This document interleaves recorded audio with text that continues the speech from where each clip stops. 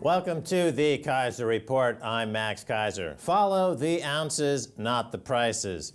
He who has the gold rules. And if you don't have the gold, you are ruled. Stacy? Indeed, Max. We're in a time of great wealth transfers, and during these times, of course, it doesn't come easily. There's a lot of financial war, and one of the main ingredients of this financial war is psychological operations, PSYOPs. 412 PSYOPs. This is from Hugo Salinas Price, our friend. We flew to Greece with him, and Greece is in the headline later, but the definition of PSYOPs, psychological operations, applies to the events of Friday, April 12th, and Monday, April 15th, 2013, when the price of gold was taken down to $13.80. And to get it down to $13.80, Max, it took 1,100 tons of paper gold, according to Commerce Bank, which was 45% of annual production of gold. Well, Stacy Herbert, on this show, on many occasions, I have told you, the audience out there around the world, about my concept of price propaganda. We live in an age of price propaganda. In the old days, back in the last century, propaganda took the form of media propaganda, image propaganda, news propaganda, the age of manufacturing consent, as Noam Chomsky would talk about. This is price propaganda. If you can move the price to a certain level, then people's perception will change based on price. I more or less invented this idea because I invented a technology to change prices to create difference in perception for Hollywood movies, if you recall. Now that idea has been taken to the extremists by these financial terrorists, the gold banks, who are using price propaganda to change people's perception. The underlying value, however, the intrinsic value, however, is increasing. Okay, and now everybody calls Ben Bernanke and the ECB and the Bank of England Keynesian or neo-Keynesian, but they are fighting this war against the Austrians, and they are doing it intentionally for the Austrians because Austrians would say there is no intrinsic value, there's no such thing, because all value comes from human consciousness. Is what humans perceive something as being worth, that's what the worth is. So he says, this is what Hugo Salinas Price, who was a good friend of Mises, by the way, so he is an Austrian school. Following the Wikipedia.org definition, the PSYOPs war on gold is intended to influence a target audience's value system, belief system, emotions, motives, reasoning, and behavior. I would add especially this last, which is what directly affects the price of gold. Yeah, well, you know, Austrian school, going back to Karl Menger, is a transition from medieval economics to more of a post-medieval economics. And this idea of value is in the eye of the beholder gives the same connotations as knowledge is in it's kind of like know thyself, or it's kind of like I think therefore I am. When it comes to economics, Karl Menger brought this fresh way of thinking that the value is what I think it is. So that's very interesting and very important. So we're going to look at how he says the most important is behavior. So we're going to look at the behavior around the world and whether or not the Keynesian acting with an Austrian mindset towards their purposes in this gold war, whether they're achieving it. So first we're going to head east where all the gold is flowing. Golden times, Perth Mint.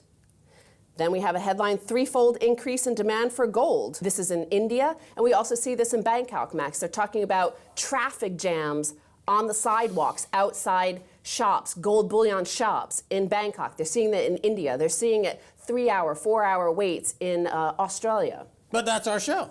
Our show is seen globally, and the idea of keeping gold suppressed is local. It's local to the West Keynesian money printing propaganda wars. But globally, people understand. Globally, our show is global.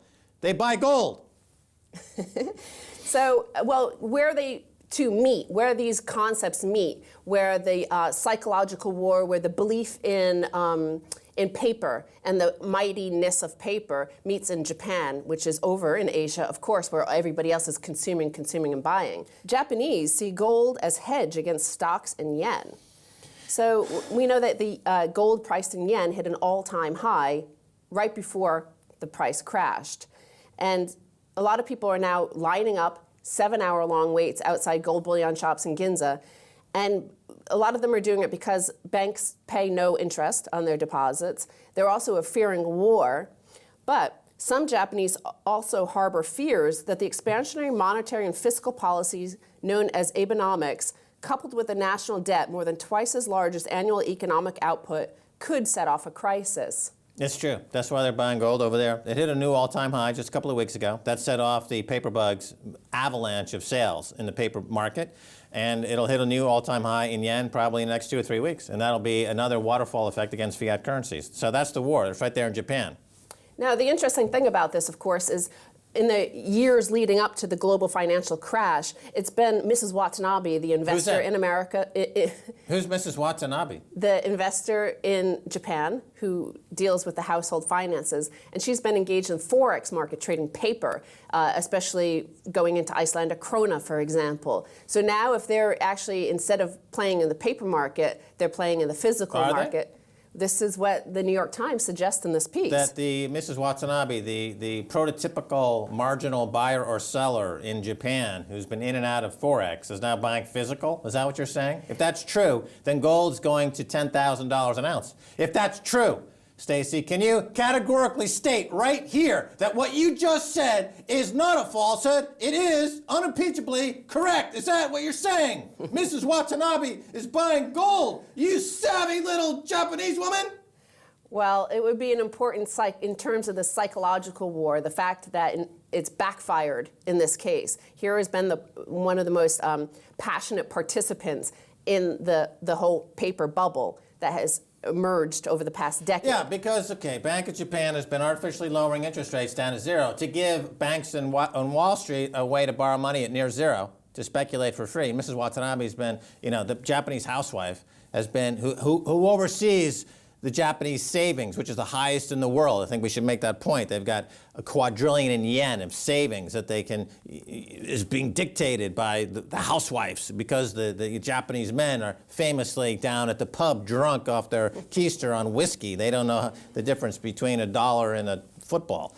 So Mrs. Watanabe, the Mrs. Japanese housewife, is making the decisions. They've been in the paper market.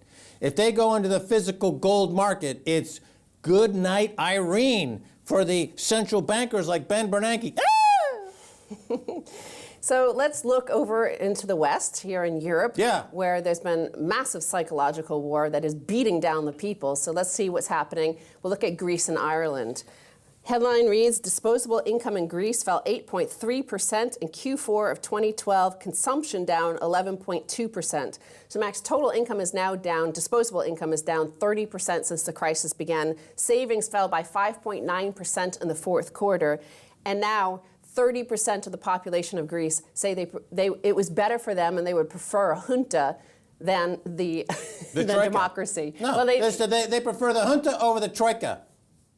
The junta over the troika. The junta didn't try to shuffle them off on railroad cars to concentration camps, did they? They just were a military occupation. The troika is like, oh, let's all incinerate everybody because we can't afford to keep them fed after we stole all their money. And then similarly over in Ireland, not only do you have a horrible wave of suicides, but in terms of the psychological war, and what they want is the capitulation and obedience. And you see that in this next story. Irish debtors face ban on vacations, caps on food spending. Irish borrowers struggling to meet their loan repayments may be banned from taking vacations and face limits on how much they can spend on food under guidelines published by the country's Personal Insolvency Service. It's an open-air prison in Ireland now. And I think the solution there would be to instigate new economic policies monetizing butter. So the Bank of Ireland would be capitalized by butter because there's a lot of butter in Ireland. It could be a butter-based economy. They would rule the world. It'd be butter dollars. Butter dollars could, butter coins could replace bitcoins. Well, monthly individual living expenses for people seeking debt relief may be capped at 35.73 euros for clothing, 247 euros for food and 33.40 euros for personal hygiene items. So they have specific numbers. It's very controlled. It is like being a cattle or sheep. People know exactly, the farmer knows exactly how many calories they're going to feed this sheep before it gets sent off to the slaughter. Every single sheep and cattle is very carefully modulated. It's like a big abattoir. They got all these Irish people. They're going to line them up, steal all their money. They got to carefully calibrate every piece of their life. Well, the guidelines they set are set to a standard of living that is based on needs, not wants. So this is the psychology. They're trying to alter people's perceptions. Your life should be based on your needs, not your wants, which is the end of capitalism, by the way. That's the junta. That's what the junta would tell you. That's what the totalitarian government would tell you. Your lifestyle that we're willing to give you is based on your needs, not your wants. So let's move on to the final headline then, Max. Oh, look. Representative Mike Rogers' wife stands to benefit greatly from CISPA passing. It would appear that Representative Mike Rogers, the main person in Congress pushing for CISPA, has kept rather quiet about a very direct conflict of interest that calls into serious question the entire bill. It would appear that Rogers' wife stands to benefit quite a lot from the passage of CISPA and has helped in the push to get the bill passed. So his wife's name is Christy Clemens Rogers, and she was a former CEO of Aegis, a big security firm, and now she's a lobbyist for all these security firms. And these security firms are the defense contractors, are the ones pushing for CISPA, which is the invasion of online privacy. Now it's passed in Congress, just like SOPA passed Congress as well easily, and it's supposed to go to the Senate and to the White House to sign.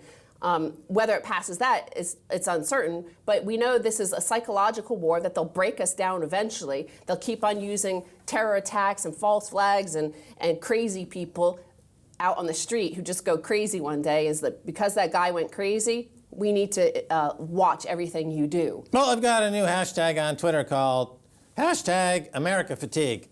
So whether it's the CISPA or somebody getting blown up in Boston, whatever, it's just America fatigue. It's a country in decline. It's less than 4% of the global GDP. They produce 25% of the global garbage. Let's dump it. Just get rid of it. Ignore it, and maybe it'll go away, and the rest of the world can buy gold and be happier ever after. Stacey here, thanks so much for being on the Kaiser Report. Thank you, Max. All right, stay tuned for the second half. I'll be speaking with Wolf Richter.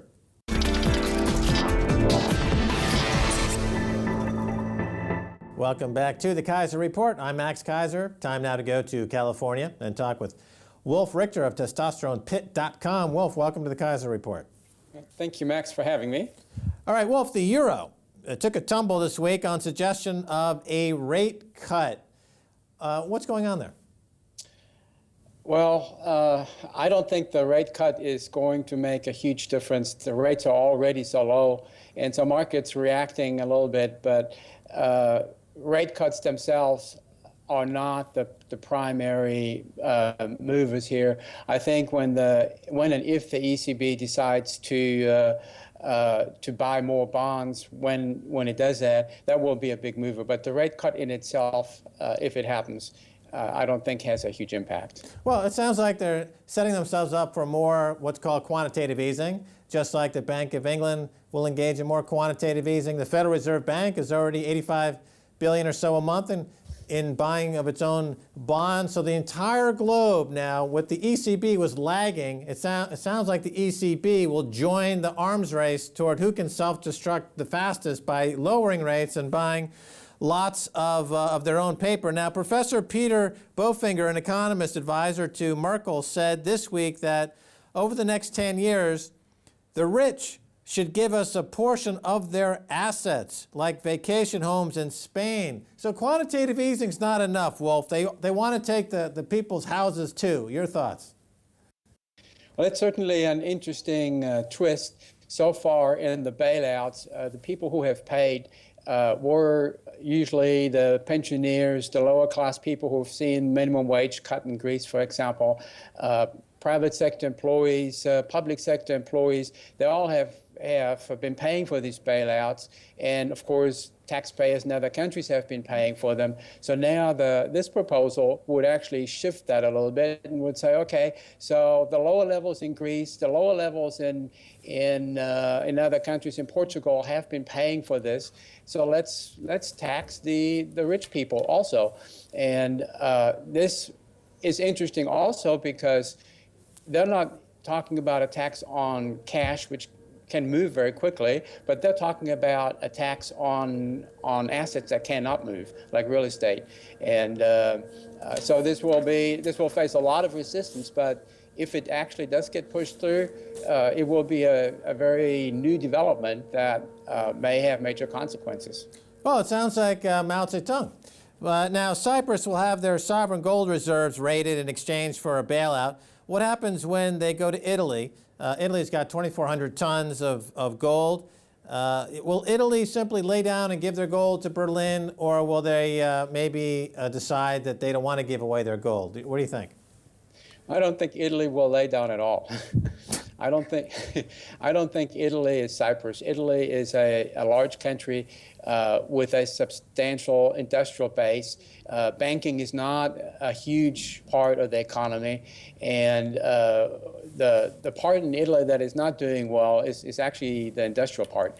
And so I don't think the Italians will yield to the pressure of selling the gold. I think right now there's a lot of discussion in Italy whether to stay in the euro or not, and whether to agree to any more austerity measures or not. So at this level already, there's resistance to any kind of troika-imposed bailout. So I don't think that Italy will sell its gold to. But the pattern that we've seen so far, we reported on this show back when Goldman Sachs and Papandreou and John Paulson colluded and they attacked Greece, destroyed the economy, and then they put Greece's gold up for sale. In Cyprus, these guys, the hedge funds and the government, colluded to attack the government, and now they have to put up gold and to pay off the debts that were imposed on them from these outside marauders and hedge funds and what I call financial terrorists. So in the case of Italy, sure, it's a nice idea. They don't want to give away their 2,400 tons of Berlin, but this is a currency war. They'll stop at nothing. If Italy doesn't give up their gold, who knows what Berlin, what Germany will do to get their hands on their gold. Now let's talk about California for a second. You're in California. What do you make of the huge increases in pension contributions to CalPERS that municipalities will now have to pay? Looks like the pension accounts are now being raided. Your thoughts, Wolf?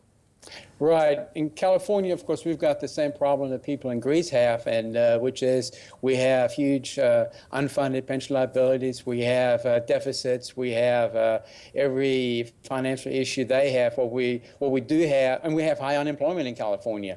What we do have is a pretty sound high-tech economy and lots of good functional agriculture. And so now we have to figure out how to pay for the promises we made. It's a deal where votes have been bought over the many years with these promises, and so now it's time to pay them. And in our most recent bankruptcy case here in the city of Stockton, we discovered that in fact the courts are now allowing pensions to be thrown into bankruptcy proceedings for the first time, and which means that when there are bankruptcies in municipalities in California, pensions may have to get a haircut. And that may happen in a number of ways, and one of which is to raise contributions. The other would be to lower the benefits. And this hasn't played out yet, but it contravenes a California state law. So we'll have to see how that washes out.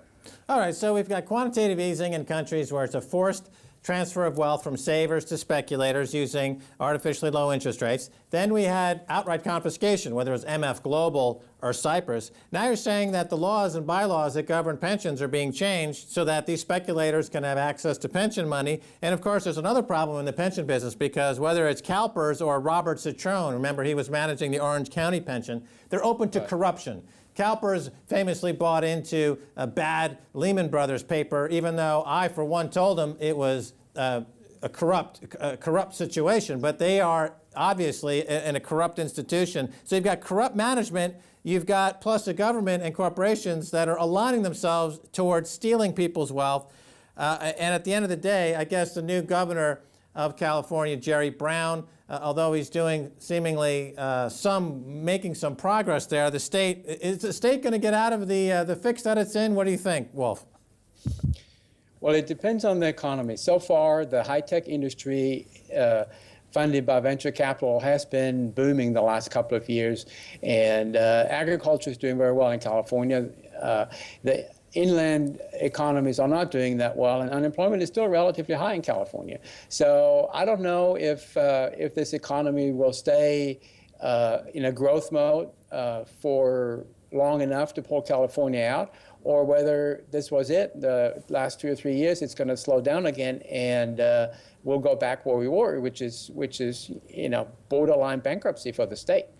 All right, Wolf, I want to get your comment on whether what we see, what it appears to be the case of incredible levels of corruption in Wall Street, in Washington, and municipal government. It seems that what we're seeing is really a two-tiered financial racket where those with access to government authority can take pretty much anything they want, get a nice retirement if that's their goal, while those, the poor people working outside of the government, outside of this racket, are really being abused. I mean, it's really a case of racketeering in America, in California, any place where central bankers have their way. Is that, am I exaggerating in your opinion, or is this, what is your thought on this? Is this really as corrupt as it looks, Wolf? Well, I don't think you're exaggerating. I don't think anyone can exaggerate about the corruption that central banks have engendered. And as we have already seen through the audits of the Fed a couple of years ago, the amount of corruption going on right in the middle of it. And this is happening everywhere. These central banks are out of democratic controls. They can do whatever they want to, and they don't have to account to people. There is an audit occasionally when Congress forces it upon them, and that audit is only partial. So they know they're really free to do whatever they want to, and so they have right now they're handing out $85 billion a month at the Fed. It goes to 12 banks. And they do with it whatever they want to. And the idea is that it flows into the economy, and it does flow into the economy at the very high levels. It does not flow into the economy at the lower levels, and people have not been benefiting from it at all. All right, now to follow up on this corruption between Washington and Wall Street, earlier this week, without much attention, new legislation was passed overturning some of the Stop Trading on Congressional Knowledge, or STOCK Act. So now there are connected staffers in Washington able to trade on inside information. They have the legal right to do so. And this is an open pipeline now between lawmakers in Washington who might be passing laws about drugs or manufacturing or mining or margin requirements or banking regulations, directly a pipeline to Wall Street, where insiders in Washington can benefit and profit from trading on inside information. It's canonized in law by this STOCK Act that allows this to take place. What do you think? Think of this, Wolf. Effectively, there will be no change. That has always been going on. It's always been a cesspool of corruption, this sort of thing. And the effort to write a law to prohibit that, obviously, were short-lived, and so now we're back to where it is allowed, and it will continue to happen. Every study that looked into this has documented how insiders in Washington trade on legislative information and how profitable that is. And obviously, Congress doesn't want to stop it because they benefit from it themselves. Now, there seems to be a coordinated effort to corral the population into the stock market, trading at all-time highs, and away from things that might give consumers or citizens maintenance in their purchasing power, such as gold, for example. There was a huge smash of gold recently, but the stock market, even though GDP is down, wages are down, jobs are down, corruption is high, everything you would normally associate with a stock market in trouble is completely divorced from the current prices in the stock market. Is this a bubble waiting to burst, Wolf? It is definitely a bubble waiting to burst, and as we have known from prior bubbles, so long as the central banks are willing to inflate bubbles, they are generally able to do so. At some point, this becomes impossible, and so now we're hearing lots of discussion at the Fed about stopping the current program of printing $85 billion a month. And when that stops, for sure, the bubble will blow. Now, we have seen a shakiness recently in the stock market that we haven't seen in a while. And so I think there's a lot of resistance right now to buying more stocks. The smart money is trying to get out, but the American public hasn't fallen in love with stocks yet and doesn't seem like it's going to. So this will be an interesting scenario to see. And I doubt, I mean, I don't predict stock markets, but I doubt that it can go much higher from here. It's just logically difficult to justify. All right, Wolf Richter, we're out of time. Thanks so much for being on the Kaiser Report. Thank you, Max, for having me.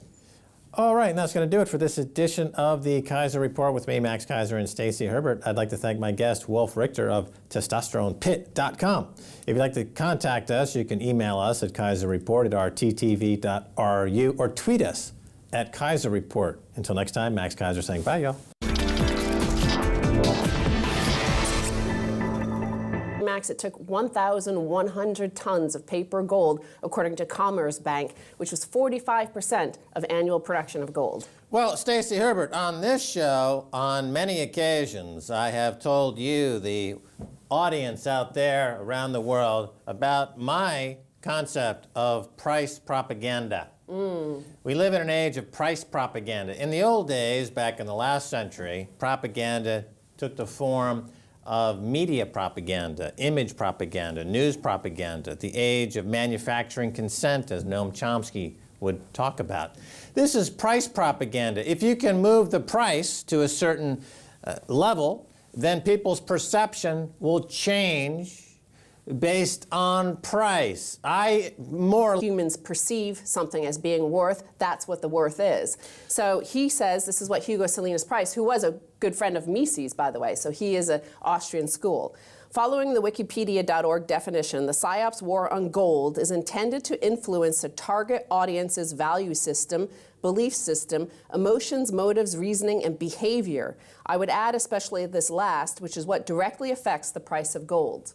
Yeah, well, you know, Austrian school, going back to Carl Menge, is a transition from medieval economics to more of a post-medieval economics. And this idea of value is in the eye of the beholder gives the same connotations as knowledge is in it's kind of like know thyself, or it's kind of like, Les invented this idea because I invented a technology to change prices to create difference in perception for Hollywood movies, if you recall. Now that idea has been taken to the extremis by these financial terrorists, the gold banks, who are using price propaganda to change people's perception. The underlying value, however, the intrinsic value, however, is increasing. Okay, and now everybody calls Ben Bernanke and the ECB and the Bank of England Keynesian or neo-Keynesian, but they are fighting this war against the Austrians, and they are doing it intentionally for the Austrians because Austrians would say there is no intrinsic value, there's no such thing, because all value comes from human consciousness, is what I think, therefore I am. When it comes to economics, Carl Menge brought this fresh way of thinking, that the value is what I think it is.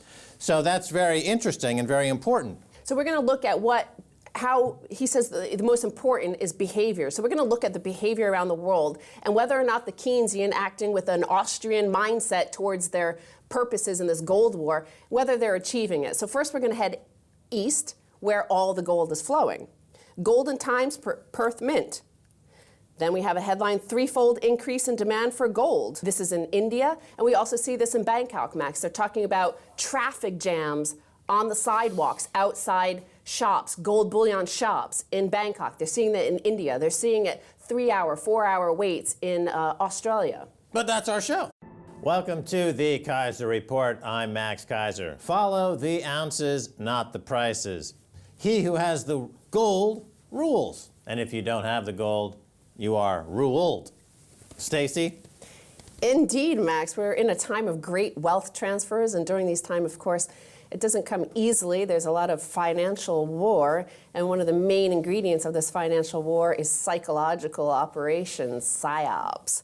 412 PSYOPs. This is from Hugo Salinas Price, our friend. We flew to Greece with him, and Greece is in the headline later, but the definition of PSYOPs, psychological operations, applies to the events of Friday, April 12th, and Monday, April 15th, 2013, when the price of gold was taken down to $13.80. And to get it down to $13.80,